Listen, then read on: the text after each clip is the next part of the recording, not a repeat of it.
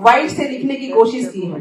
तो बहुत बहुत शुक्रिया इस थीम के लिए। हम अपने लबों को आजाद करके रखा है, मगर समस्या ये आ रही है कि कोई सुनने वाला नहीं है।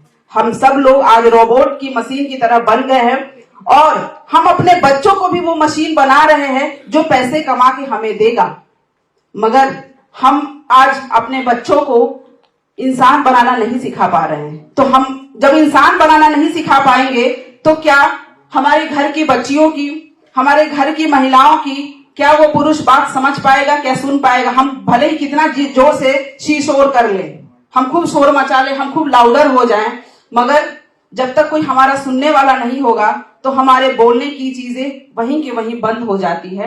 क्योंकि मैं स्लम एरिया के लिए ग्राउंड लेवल पे करीबन 8 सालों से काम कर रही हूं।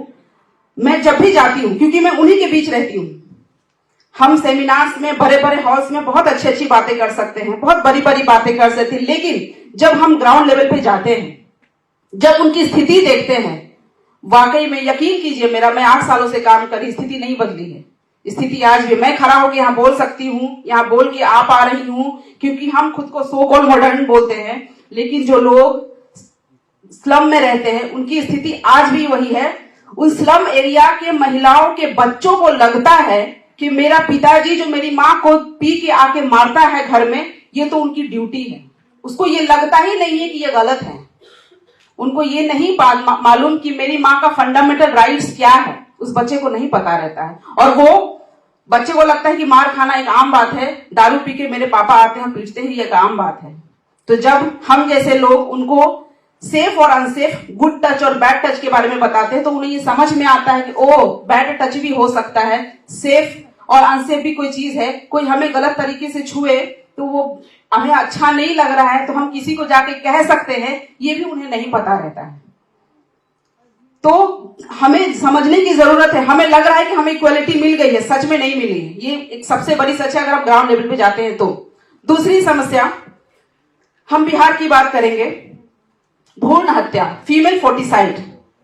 ये बहुत कॉमन सी है। रोजमर्रा की जिंदगी में हम सेमिनार्स रखते हैं और स्टेज पे ऐसे ही भाषण होता है और भाषण होने के बाद हम फिर अपने अपने घरों को चले जाते हैं। और भ्रूण हत्या पे जो लोग स्टेज पे आके भाषण देते हैं, स्पीचेस देते हैं, फीमेल फोर्टिसाइड वो भी करते हैं। क्योंकि ये आप सर्वे उठा के देख लीजिए, फीमेल फोर्टिसाइड, भ्रूण हत्या सबसे ज्यादा उस जगह होती है, उस देश में होती है, उस घरों में होती है जो आर्थिक रूप से मजबूत लोग हैं।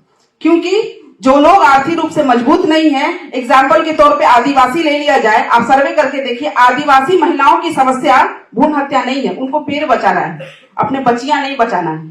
तो भ्रूण हत्या की समस्या आर्थिक स्थिति जिनकी मजबूत है उन लोगों की समस्या, आप समझ सकते हैं। आर्थिक स्थिति मजबूत होने के बावजूद हमें उन तक ये नारा पहुंचाना है कि बेटी को बचाओ। हम बेटी को किससे बचाना चाह रहे हैं? चाइना से, पाकिस्तान से, अमेरिका से नहीं।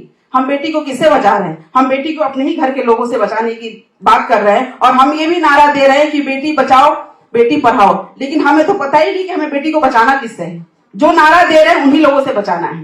वंडर वुमन की मूवी जिन लोगों ने भी देखी होगी, उसमें वो कहती है कि आई fight for those who don't fight for themselves. मैं उनके लिए लड़ रही हूँ जो खुद के लिए नहीं लड़ सकते, जो बिना सोचे समझे हम लोगों की तरफ, पागलों की तरफ किसी की भी मदद करने निकल जाती है।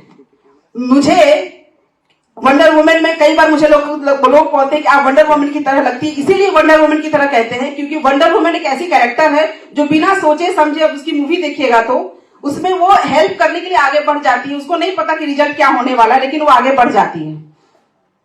तो मैंने वंडर वुमन का नाम क्यों लिया? हम जितनी महिलाएं हैं वो अपने आप में वंडर वुमन है।